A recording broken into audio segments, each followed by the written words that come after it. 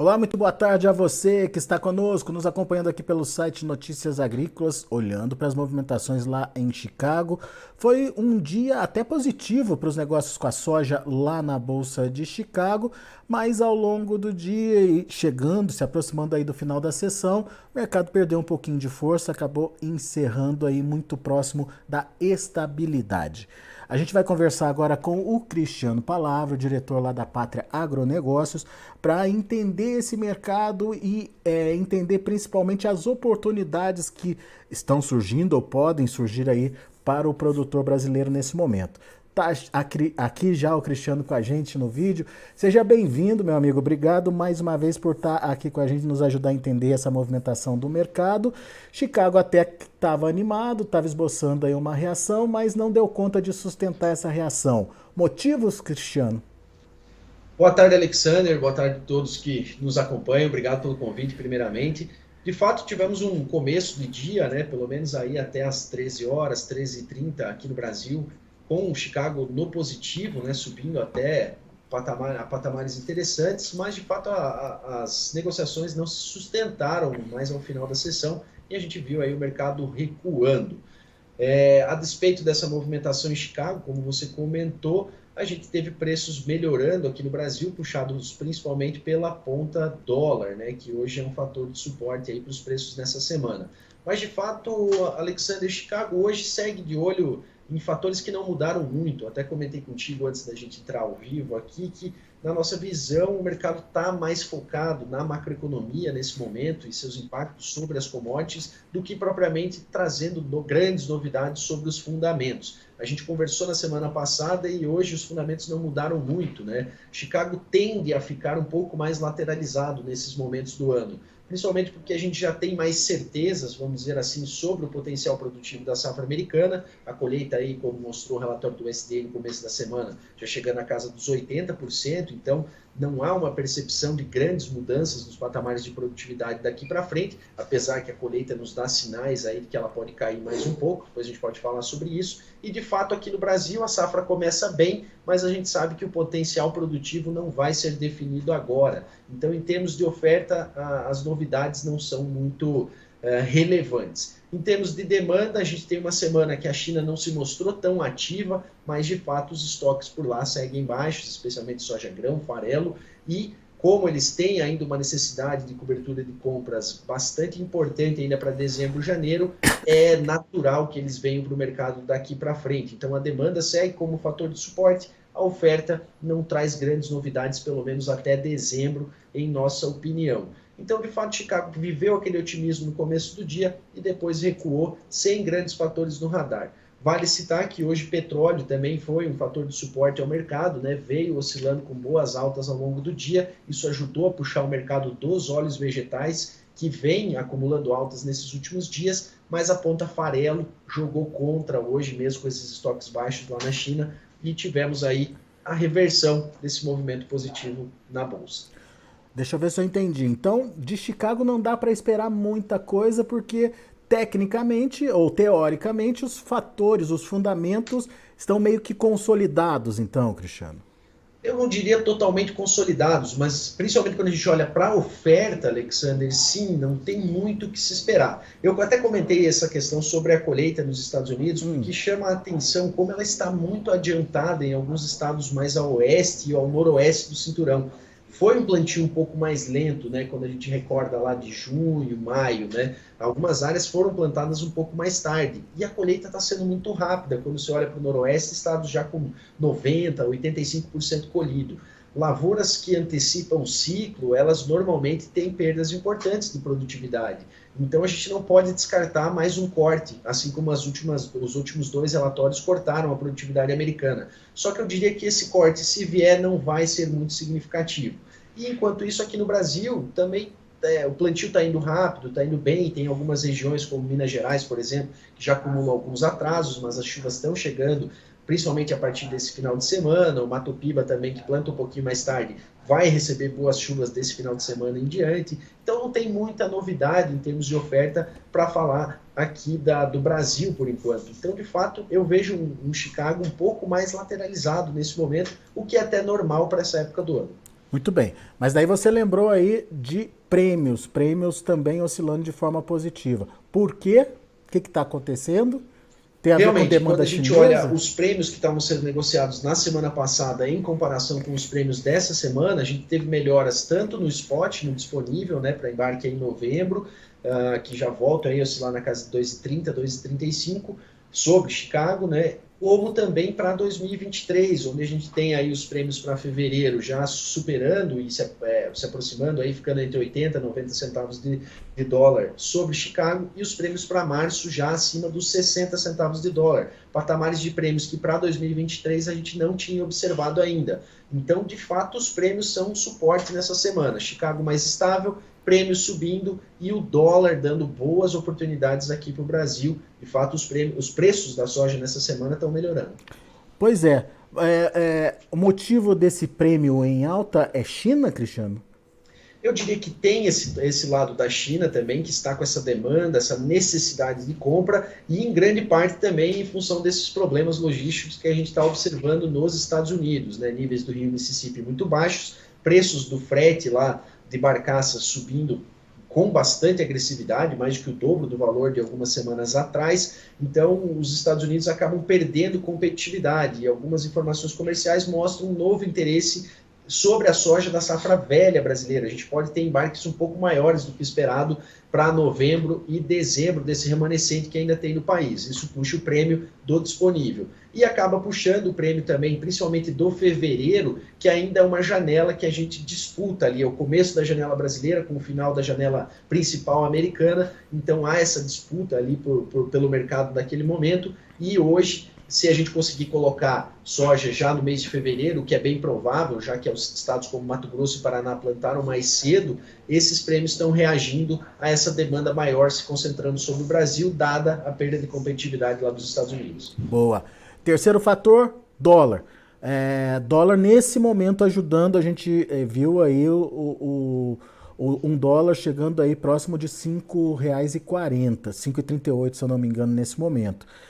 No entanto, você disse que tem risco de virada aí do câmbio. Por quê, Cristiano?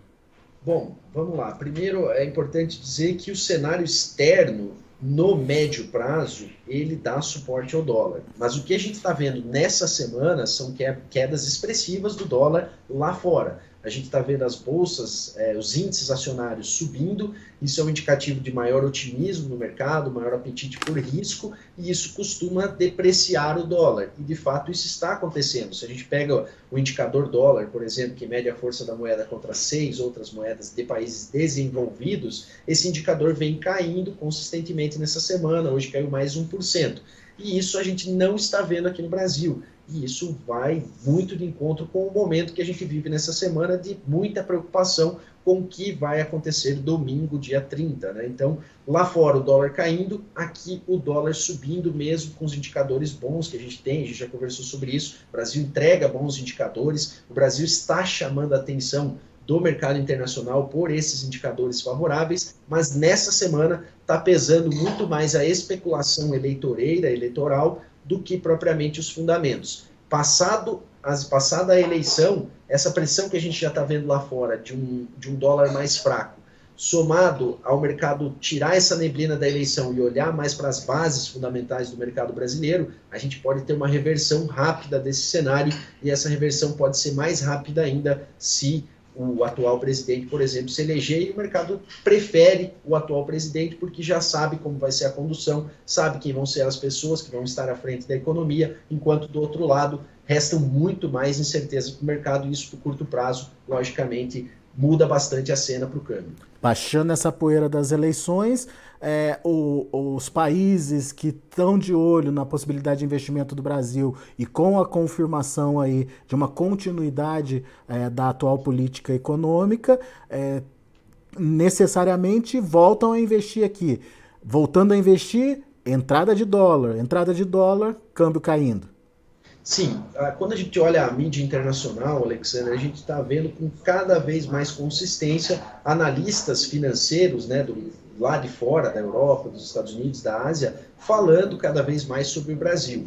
até nesses pools, né, que grandes órgãos de imprensa fazem, como a Reuters, por exemplo, de força das moedas, né, o real está lá em destaque, né, entre as moedas que têm apresentado força. O período eleitoral ele acaba afastando o investidor, porque todo tipo de incerteza afasta o investidor. Mas, de fato, o Brasil entrega bons indicadores. PIB crescendo, inflação caindo, desemprego caindo, a relação dívida-PIB estabilizada. Então, tem vários fatores aqui que mostram que a economia brasileira tem uma solidez. Somado a isso, nós temos uma taxa de juros alta, com uma inflação mais baixa, e que traz a oportunidade do chamado carry trade, que é realmente o pessoal colocando o recurso aqui, porque a gente está remunerando melhor esse recurso através da nossa taxa de juros alta. Então, num cenário normal, sem eleições, o real sim está no momento de destaque. Por isso que a gente acredita que, passada essa eleição, há uma boa possibilidade de uma mudança no câmbio, apesar de ainda ter esses fatores de recessão global, aumento de juros dos Estados Unidos, tudo isso é um fato.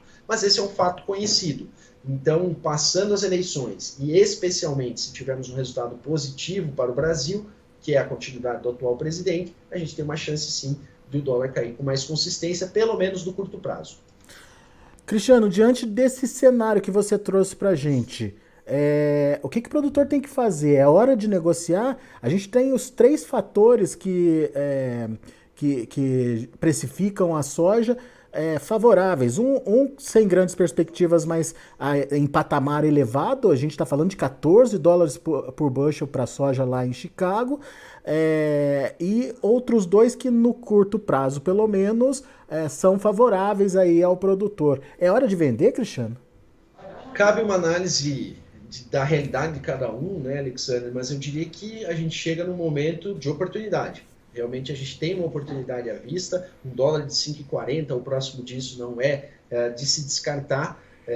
Vale aí pelo menos a construção de alguma proteção para proteger essa possível queda cambial, mas realmente a gente chega com preços para 2023 que não são o sonho do produtor, né? A gente sabe que as margens estão apertadas ainda nesse patamar de preço, mas para quem ainda não vendeu nada, vale a pena olhar com mais carinho os preços que estão sendo oferecidos nessa semana, porque eles podem não se repetir já nessa próxima semana, nos próximos dias, e aí começa a ficar aquele receio maior de, com o desenvolvimento da safra aqui no Brasil, em tudo dando certo, a pressão começa a ficar maior sobre os preços, dada a expectativa de maior oferta. Então, é um momento de oportunidade, vale sim uma avaliação mais criteriosa aí dos preços, inclusive pensando em quem tem remanescente da safra disponível, né, Alexandre? Da soja disponível, desculpa. Boa a sua fala, porque a decisão do produtor é soberana, enfim, ele que vai dizer se é hora ou não de participar. A gente está colocando possibilidades e oportunidades para ele aqui nesse momento. Agora, em real, Cristiano, como é que está esse preço? Teve valorização na semana, no final das contas? Teve sim. A gente voltou a negociar abaixo dos 190 na semana passada. Essa semana, preços em Santos aí entre 191 e 192 para a soja disponível. Soja futura oscilando aí na casa de 174 a 176 reais, base Santos, para a gente usar uma base aí que vale para todo o Brasil. Então, de fato, viemos acumulando ganho aí nessa semana, e esse ganho vem principalmente da ponta prêmios e em especial da ponta dólar. Muito bom. Cristiano Palavro, muito obrigado mais uma vez pela sua participação conosco aqui no Notícias Agrícolas. Sempre bom te ouvir. Volte sempre. Muito obrigado pelo convite. Um ótimo fim de semana a todos e um bom domingo aí a todos, que a gente possa ter sucesso nessas eleições. É isso aí. Fica a nossa torcida aqui para que o Brasil possa prosperar. Isso aí. Valeu, Cristiano. Um abraço. Tá aí, Cristiano Palavro, Pátria Agronegócios, aqui com a gente no Notícias Agrícolas. Momento interessante para negociação, já que a gente tem os 3 fatores que precificam a soja, mais para o lado positivo do que para o lado negativo. Dólar subindo, os prêmios também em alta nos portos, e Chicago teve momentos de alta hoje, mas se manteve estável, na finalização se manteve estável, mas ainda assim em preços bastante elevados para a safra nova, por exemplo, acima de $14 por bushel. Então, boa oportunidade para negócios, fica aí a dica para você que ainda não vendeu muito a sua safra, não. Vamos aos preços, vamos ver como encerraram as negociações lá na Bolsa de Chicago, você acompanha comigo na tela. Novembro, 13 dólares e 81 centes por bushel, novembro recuou 0,25. O janeiro já subiu 0,75, fechou a 13 dólares e 93 centes por bushel. O março, 14 dólares e 1 cente por bushel, uma alta de 0,75. O maio, 14 dólares e 9 centes por bushel, subindo 0,25. Vamos ver o milho? Milho fechou no vermelho, mas quedas pequenas aí, dezembro 1,25 de queda, fechou a 6 dólares e 85 centes por bushel. O março, 6 dólares e 90 centes por bushel, 1 ponto mais 75 de baixa. O maio, 6 dólares e 90 centes por bushel, uma queda de 2 pontos. E o julho, 6,83, perdendo 2 pontos mais 25. E para finalizar, a gente tem o trigo, que acabou subindo. Para julho, 8,60. Tem 9, alta de 3 pontos mais 75. O maio, 8,69 também, subindo 4 pontos e meio. Março, 8 dólares e 59 centes por bushel, 5 pontos mais 25. E o dezembro, 8 dólares e 40 centes por bushel, alta de 5 pontos mais 75. São os números de hoje, já de fechamento do mercado. A gente fica por aqui, agradeço a sua atenção e a sua audiência. Se inscreva em nossas mídias sociais, no Facebook Notícias Agrícolas, no Instagram @Notícias Agrícolas e no nosso Twitter @Notiagre. E para não perder nenhum vídeo, não se esqueça de nos acompanhar no YouTube e na Twitch, Notícias Agrícolas Oficial.